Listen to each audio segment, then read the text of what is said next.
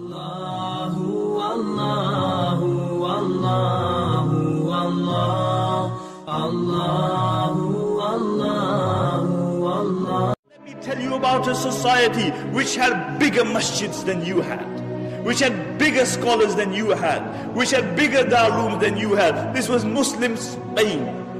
It had far bigger masjids than you had. Qurtuba, in the height of its flowering, had over 600 masjids. And recently, a couple of years, 19 of us from this masjid went to Qurtuba, where there were 600 masjids. We found one, and that was closed. Why? What happened? Because these were people who forgot Allah, and Allah made them forget themselves. And you look at the scholars of Spain. Who were the scholars of Spain? There were the likes of Ibn Hazm, there were the likes of Imam Qurtubi, there were the likes of Ibn Abdul Barr, there were the thinkers like Ibn Sina, Ibn Rushd. These were people who were the backbone of Islamic learning. There were no greater scholars than these in the history of Islam. And Andalus, Spain, was built on the model of Medina.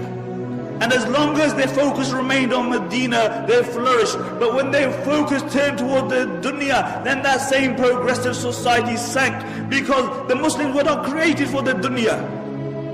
The Muslims were not created for the dunya. The Muslims were created for the hereafter. We are Abdullah. We are the slaves of Allah subhanahu wa ta'ala. And the highest status that we can reach is that we will remain the slaves of Allah subhanahu wa ta'ala. This very society, Spain, when their own people, their focus became the dunya, then every single person was concerned about himself. He was concerned about his own kursi. And the narrations mention that the rulers of Spain, what they would do, that the Muslims would actually make treaties with the Christians, and they would fight against their own Muslims.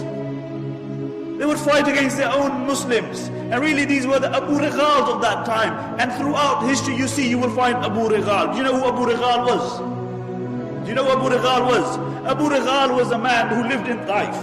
And when Abraha, the Yemeni Christian governor, came to destroy the Kaaba, Abu Righal told him, look, I'll show you where the Kaaba is as long as you give me a few pounds.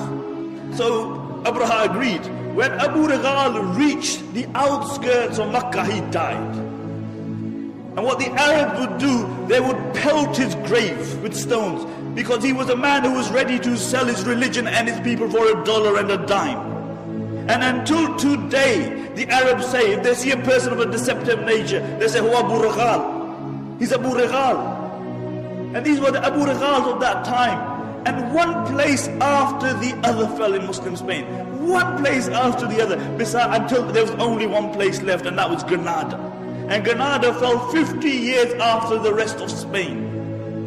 Until Abu Muhammad, he drew a treaty with the Christians on the condition that he would allow them to take over, on the condition that they would not persecute the Muslims, that they would not forcefully convert the Muslims, that they would not remove the Muslims from their post. And when the Christians came in, the first thing they did, they reneged on their promise. And when they entered the Alhambra Palace, have you seen the Alhambra Palace?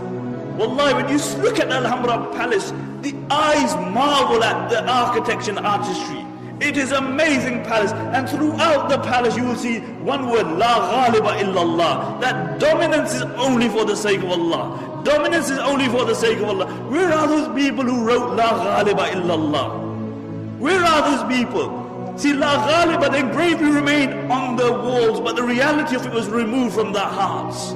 And the reality is that the Alhambra Palace, to a great degree, encompasses the decline of the Muslim Ummah, whilst the mud hut in which Umar ibn Khattab radiallahu anh lived embodies the spirit of Islam.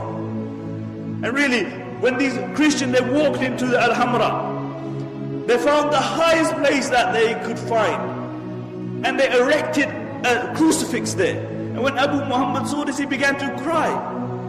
He began to cry, and his mother rebuked him. She said, "Why are you crying like a woman when you couldn't defend it like a man?